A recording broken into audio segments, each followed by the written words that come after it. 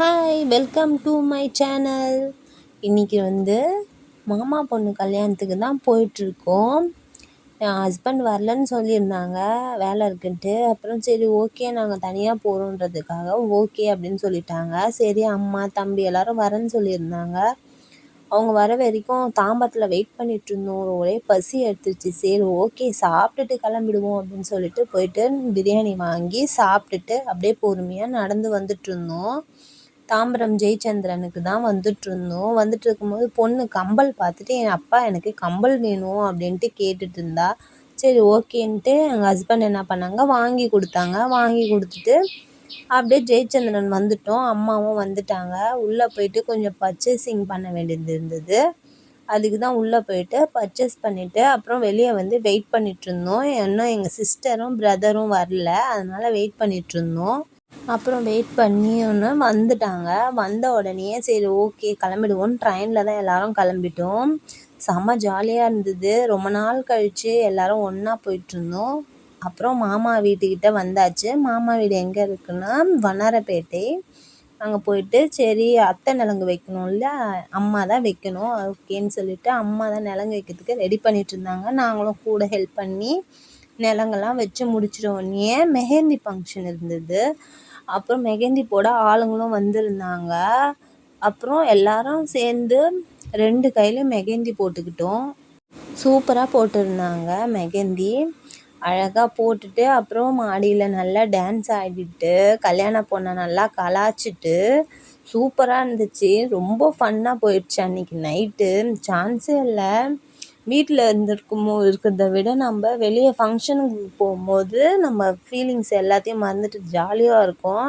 நம்ம தான் ஜாலியாக இருக்கோம்னு பார்த்தா நம்ம பசங்களும் ரொம்ப ஜாலியாக இருக்காங்க. அவங்களும் நல்லா வைப் பண்ணிக்கிட்டு நல்லா டான்ஸ் ஆடிக்கிட்டு சூப்பராக என்ஜாய் பண்ணாங்க. அப்படியே கல்யாண பொண்ணையும் கலாய்ச்சிட்டு எல்லாம் டான்ஸ் ஆடிக்கிட்டு இருந்தோம்.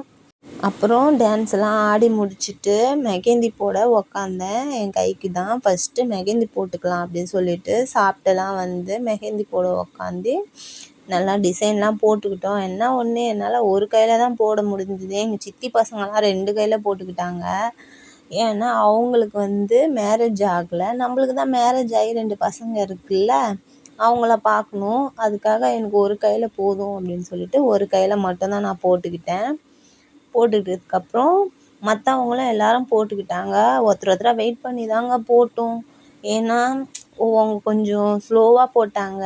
அதனால் வெயிட் பண்ணி போட்டோம். எல்லாம் 2 கையில் வேறு போட்டாங்க.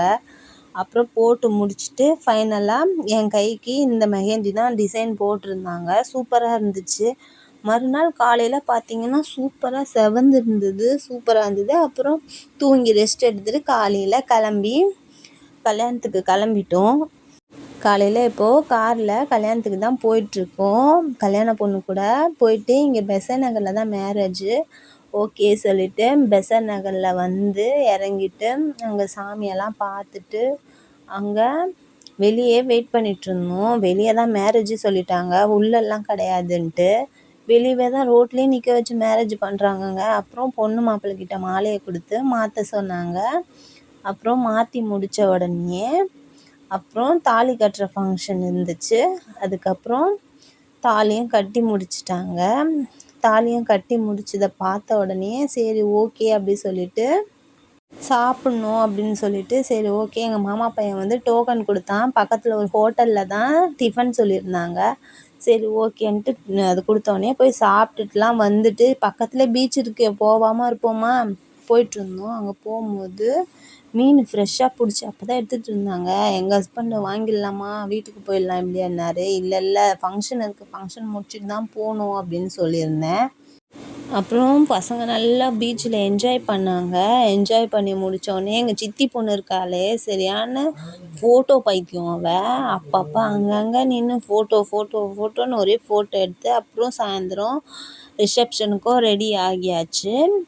வீட்டுக்கு போய் ரெஸ்ட் எடுத்து ரிசப்ஷனுக்கு ரெடி ஆகி வந்துட்டோம். வந்த உடனே வெளியே இந்த பாப்கார்னையும் ஜூஸ் எல்லாம் பார்த்தோன்னே பசங்க எனக்கு அதுதான் வேணும் அப்படின்னு சொன்னதுனால வெளியவே நாங்கள் உள்ளே கூட போகல, வெளியே வாங்கிட்டோம். உள்ளே போனால் இன்னும் ஒரு ஆளுங்க கூட யாரும் வரல. சரி ஓகே இது நல்லதாக போச்சே, நம்ம எங்கே வேணாலும் நின்று ஃபோட்டோ எடுத்துக்கலாம் அப்படின்னு சொல்லிட்டு அங்கங்கே நின்று ஃபோட்டோவும் எடுத்துக்கிட்டோம். நான், எங்கள் சித்தி பசங்க, அப்புறம் என் பசங்க, எங்கள் ஹஸ்பண்டு எல்லோரும் சேர்ந்து அங்கங்கே நின்று ஃபுல்லாக ஃபோட்டோ தாங்க. ஃபோட்டோ எடுத்து அப்புறம் பொண்ணும் மாப்பிள்ளையும் வந்தாங்க. அவங்களையும் மேடையில் நிற்க வச்சுட்டாங்க. அவங்க போய் மேடையில் ஏறி நின்னது தான்.